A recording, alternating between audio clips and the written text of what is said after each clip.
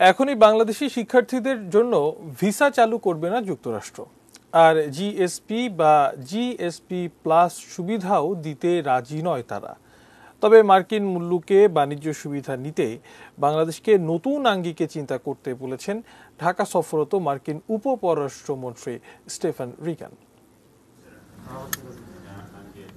3 দিনের সফরে বুধবার বিকেলে ঢাকায় আসেন মার্কিন উপপররাষ্ট্রমন্ত্রী। সন্ধ্যায় রাজধানীর একটি হোটেলে দ্বিপাক্ষিক বৈঠকে বসেন বাংলাদেশের পররাষ্ট্র প্রতিমন্ত্রীর সঙ্গে। প্রথমেই আলোচনায় গুরুত্ব পায় করোনা সংকট। কোভিড পরবর্তী বাংলাদেশের অর্থনৈতিক ব্যবস্থাপনার প্রশংসা করেন মার্কিন উপমন্ত্রী। করোনার অর্থনৈতিক ধাক্কা সামলাতে বিভিন্ন দেশকে বিশেষ শুল্কমুক্ত সুবিধা দিচ্ছে যুক্তরাষ্ট্র। বাংলাদেশও এ তালিকায় যুক্ত হতে চেয়েছে, কিন্তু মার্কিন উপমন্ত্রী জানিয়ে দিয়েছেন আপাতত এই নির্দিষ্ট সুবিধা পাবে না বাংলাদেশ।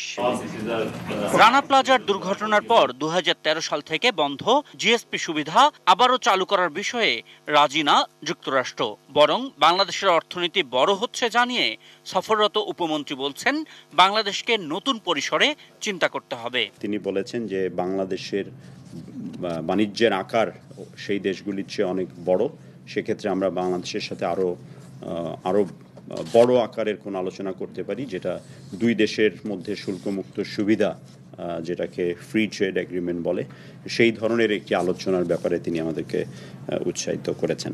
যুক্তরাষ্ট্রে যেতে ইচ্ছুক বাংলাদেশের শিক্ষার্থীদের জন্য আপাতত নেই কোনো সুখবর। ওনাদের যে এক একটি স্টেট আছে, এক একটি স্টেটের রিকভারির বা কোভিড সিচুয়েশন এক এক রকম।